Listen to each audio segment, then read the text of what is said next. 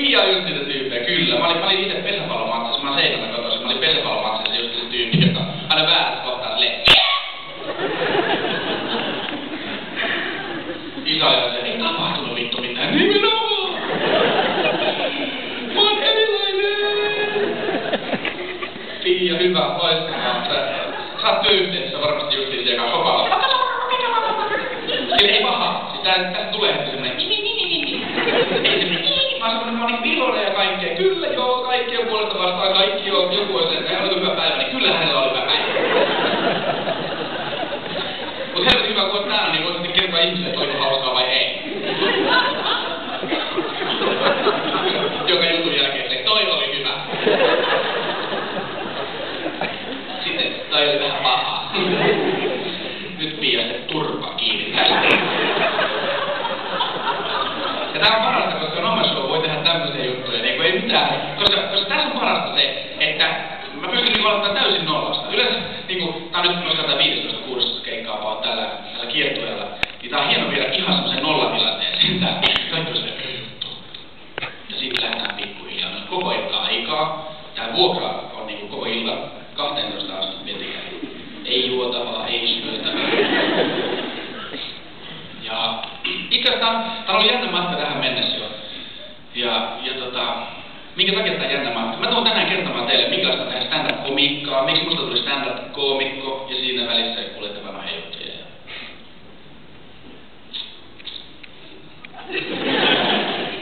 En mä odottelekaan mitään.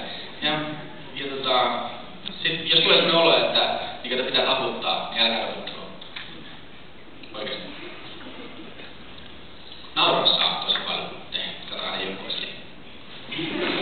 Olikohan se vitsi, että tarkoitti oikeesti sitä, että niin pitää taputtaa. Koomikolla on muuten yksi semmonen etu, että jos on mokaa jotain, niin kaikki on silleen, mä vaan ymmärrän.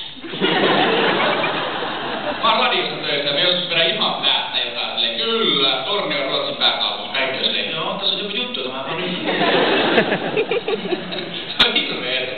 Mut se etu on tullut siis tää on aika pitkä matka ollut tähän, että on niinku saanut jonkinlaisen jalasia niinku stand-up-komiikkaa. Kuka olisi miettinyt 10 vuotta sitten, että stand-up-komiikalla saa tämmöisen salin täyteen? No minä ajattelin. Ja sen takia mä olin sairaan, mietin, että kyllä tää joskus vielä tuottaa, 12 vuotta sitten mä aloitin stand-up-komiikan tekemisen. Mä olin Lahdessa teatteri vanhassa Jukossa heti tämän koulun jälkeen, kun mä kävin Lahdessa, eli Kansanopiston teatterilinja.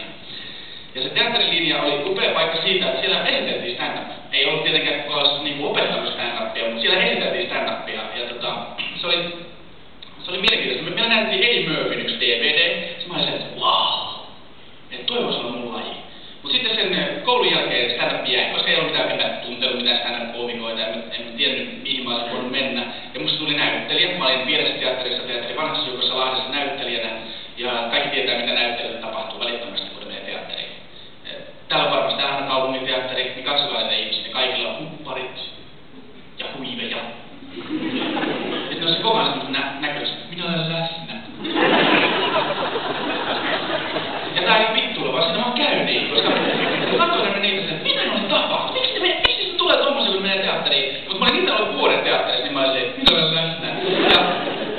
Ja sitten yhtäkkiä mä olin vuoden ollut suurin piirtein näyttelijä, 1,5 vuotta enkä. Niin sitten mulle tuli mieleen, että hei, se stand-up, sitä voisi olla kokeilla. Ja mun isoveli oli mukana tässä projektissa vähän niin kuin saman tien. Ja se isoveli on nyt myös täällä kiertoilla mukana kaiken aikaa. Petteri pitää musta huolen ja silittää mua keikan jälkeen, kun mä itken tulee yksin tyynymään. Mulla on se tyyny mukana. Mä oon niin huono.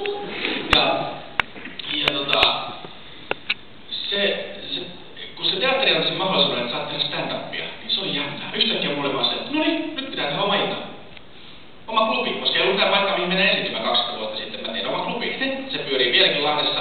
Ja sitten tietenkin tärkeintä oli klubin nimi. Mikä tulee nimeksi? Myyvä nimi. Ja koska mä olin näyttelijä, niin mä otin 18 punaviinipulloa, menin mökille. En tiedä kenen mökki se oli. Mutta menin sinne. Ja tietysti niin 4 viinipullon jälkeen sitten niin katsoo tyhjää paperia ja mietin, että jostain se tulee. Mä katsoin kuuta.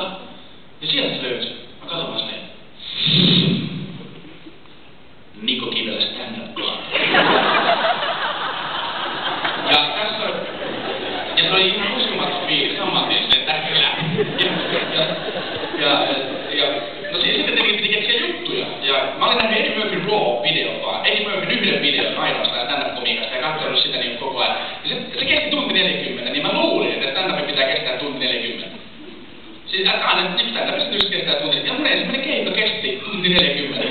Ja se oli outoa. Ei ollut yhtään juttua vielä, mutta onneksi sitten mun isoveli oli mukana. Ja sitten mun yksi kaveri, joka oli nyt psykologian opiskelija, sanoi, että Niko, että nyt kun sulla on mahdollisuus mennä puhumaan ihmisille lavalle ja ihmiset kuuntelee sua, niin kerro jostain heikkoudesta. Minkä takia näin? Se heikkous, jos sulla herra on sama heikkous kuin mulla, niin sä pystyt itsellesi nauraa mun kautta, se helpottaa sun oloa, plus niin sulla voi olla vielä kaikille hauskaa. Ja jos juttu on hyvä, kaikki muut nauraa, ja mä teen joillekin niille ihmisille, joilla on sama heikkous, todella hyvää. Ja se on musta niin tosi mielenkiintoinen juttu, että tässä on niin enemmän kuin vaan se, että ihmisiä naurattaa. Ja sitten mä ajattelin, että okei, mullahan on heikkous, ja se on ujo pissa, ja siinä on kirjoitus. Ensimmäinen juttu, sen mä kirjoitin, saman tien, ujo pissa, pele. Ja sitten se psykologian opiskelija sanoi, että se on loistava juttu, koska sä kerrot ujosta pissasta, se tarkoittaa sitä, että se lähtee pois sulta, kun mä niin kerron sitä ihmisille. Niin vitut lähi. Mä siis valehtelematta, mun isoveli, mä sanon 10 000, mutta mun isoveli sanoo, että sä tulee 100 000 kertoa. 100 000 ihmisille kertoo mun ujosta pistasta, niin se pahenee vaan kaikille. Ei ole enää mitään ujoa pistasta.